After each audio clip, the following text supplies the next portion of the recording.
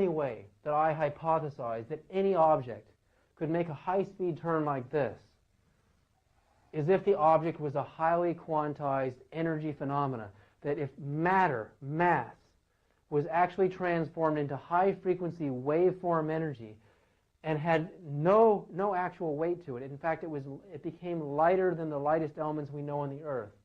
Only then could an object make a turn like that and survive, and physically and structurally survive. And again, the very fact that this can do this suggests to me the kind of physics that these craft are using.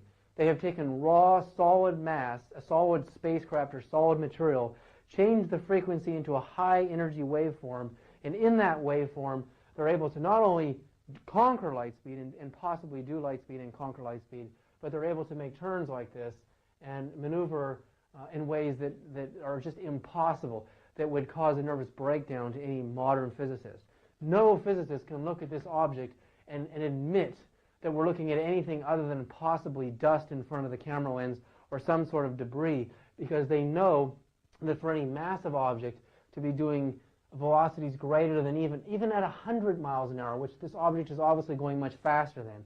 Imagine going 100 miles an hour on a freeway and all of a sudden you just turn on a dime and go in a different direction. What would happen to your body inside of the automobile? You would go flying through the windshield at 100 miles an hour and you'd be dead. So what kind of physics are these craft using? What are we actually seeing here? Is this space dust? Is this debris? Is this a shooting star? Is this a meteorite? The answer is no, because we know that no physical object could structurally survive a turn like that. What you're about to see is the hypervelocity object sequence. It's actually one of my favorites in the investigation because it has some very powerful conclusions. So if you look in your video monitor, over here to the lower right, you're going to look for a little fuzzy object. It's very fuzzy. There's a lot of static on the screen. And you're going to see it moving at incredible speeds in a very curved fashion, going into the atmosphere and disappearing at the point of the horizon, right here.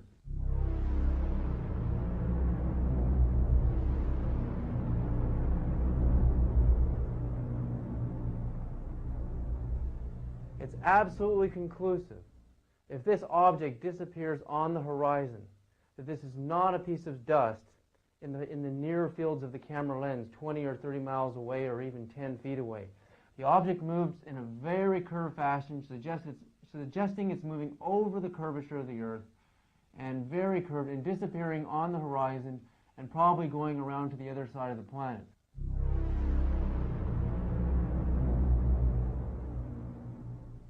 The fact that it's going around the planet and disappearing on the horizon is absolutely conclusive.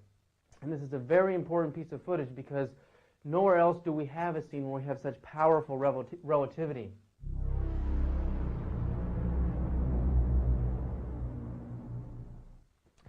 Because we know the object is going from here to here, if we could assume the distance, if we could actually find the distance that the object moved, we could calculate its speed. Assuming the Earth is approximately 25,000 miles in circumference, and that using some modest calculations as to the curvature of the Earth here, I estimate that the distance between here to here is roughly 1/24th, 1/25th of the Earth's circumference. So that would make the distance between here and here roughly 1,000 miles. If the object traveled between here and here, I count in approximately 4 seconds, we can assume that the object is going approximately 250 miles per second. That is an incredible speed. It actually comes to 900,000 miles per hour. 900,000 miles per hour is faster than any known object to man and to space flight.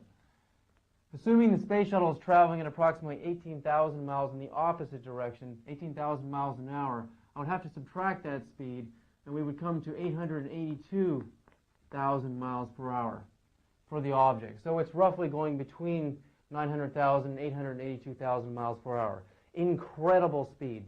We've never seen anything going this fast. Remember, the Apollo missions to the moon averaged 3,300 miles per hour. The space shuttle is going at 18,000 miles per hour. And meteorites and shooting stars top at around 45,000 miles an hour. So we know from the object speed that we're looking at that there's no way this is a shooting star or a meteorite. It's far too fast to be an object like that. And also, our fastest satellites using ion propulsion drive systems are going roughly tops at maybe 35,000 miles an hour. So comparatively, if all of this is correct and the object is actually traveling at 900,000 miles an hour, we're looking at speeds that are beyond anything known to science at this point in time.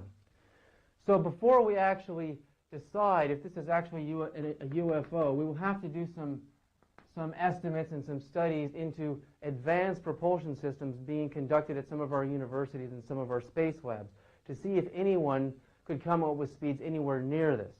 We know that current technology, again, NASA today is actually using thruster engines in the space shuttle, and the Apollo missions to the moon were also using thruster engines that fire out tremendous amounts of hydrogen and other gases at tremendous speeds.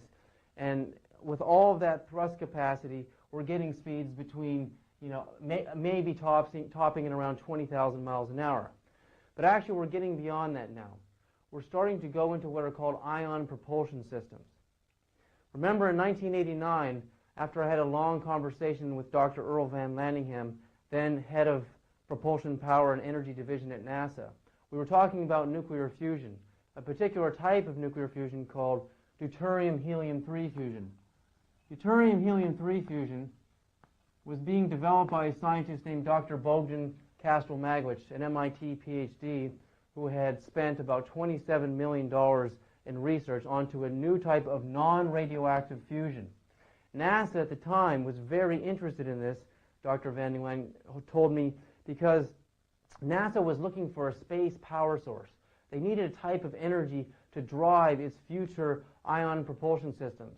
At the present day, the best power sources they could get were around only 100 kilowatts, 100,000 watts. So looking at deuterium-helium-3 fusion, Dr. Van Landingham told me, produces an energy of 18 million electron volts per fusion, an energy level that is far beyond any of our current space power sources.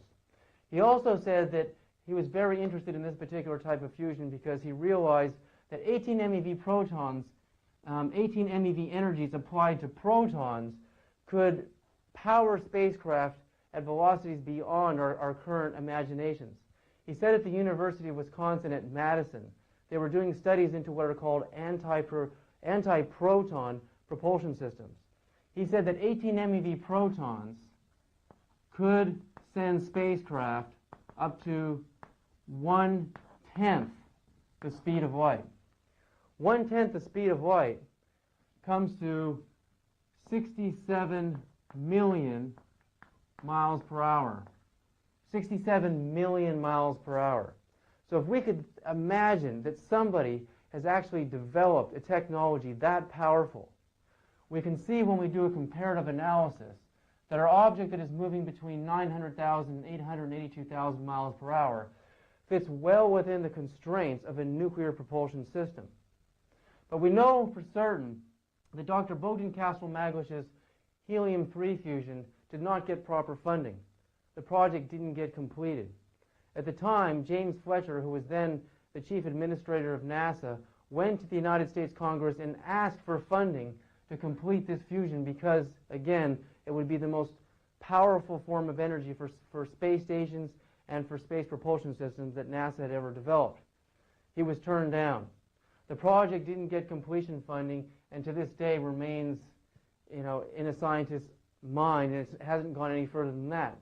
So where else on the Earth could we find evidence of nuclear propulsion systems being developed?